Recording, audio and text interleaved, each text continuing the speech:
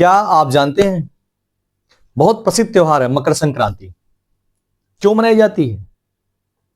कहा जाता है कि इसी दिन सूर्य मकर राशि में प्रवेश करता है, अर्थात उत्तर दिशा की तरफ अग्रसित होता है, और इसीलिए इसको हम उत्तरायण भी कहते हैं। और यह बड़ा प्रसिद्ध त्योहार है, बहुत ही जागरूक करने वाला त्योहार है, और अलग अलग राज्यों में अलग अलग रूप में यह त्योहार मनाया जाता है। इसकी यह भी मान्यता मानी जाती है कि अच्छा, उत्तर दिशा जाना शुभ माना जाता है, इसीलिए मकर संक्रांति का जो त्योहार आता है लोगों को खुशी देता है, आनंद देता है। रंग बिरंगे कपड़े पहनते हैं, पतंग उड़ाते हैं, तिल खाते हैं, गुड़ खाते हैं, और एक दूसरे को मिठाइयां भी बांटते हैं। और इसी दिन इसका जो धार्मिक महत्व है वह इसी दिन कहते हैं कि भीष्म पितामह ने अपना शरीर त्यागा था।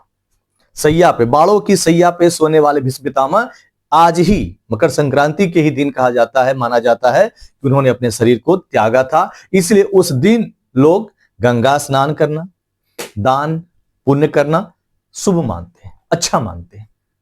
और यही नहीं, हमारे उत्तर प्रदेश में मकर संक्रांति है, गुजरात में इसको उत्तरायण कहते हैं, महाराष्ट्र में भी इसको मकर संक्रांति कहते हैं, पंजाब में लोहड़ी कहते हैं, असम में पीहू कहते हैं, और तमिलनाडु में पोंगल कहते हैं, अलग अलग राज्यों में। लेकिन सबका यही मानना है कि फसलों की कटाई के बाद जो खुशियां आती हैं, उन खुशियों को मिलकर एक साथ मनाने के लिए हम मकर संक्रांति का त्योहार मनाते हैं।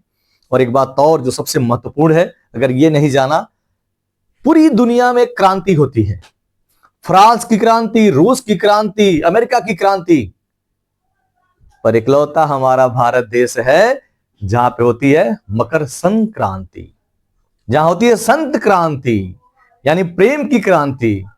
हम एक दूसरे को सम्मान दें, प्रेम दें, आदर दें, ऐसी क्रांति होती है सिर्फ हमारे भारत में। और सबसे बड़ा महत्व हमारे गोरखपुर का है, जहां हम इसी मकर संक्रांति को खिचड़ी के रूप में, और खिचड़ी का एक अलग ही महत्व है। खिचड़ी क्या, जब सारे मटेरियल्स एक में डाल के पका दिए जाते, सबको एक समान बना दिया जाता है, इसलिए इसकी महिमा अपरंपार है।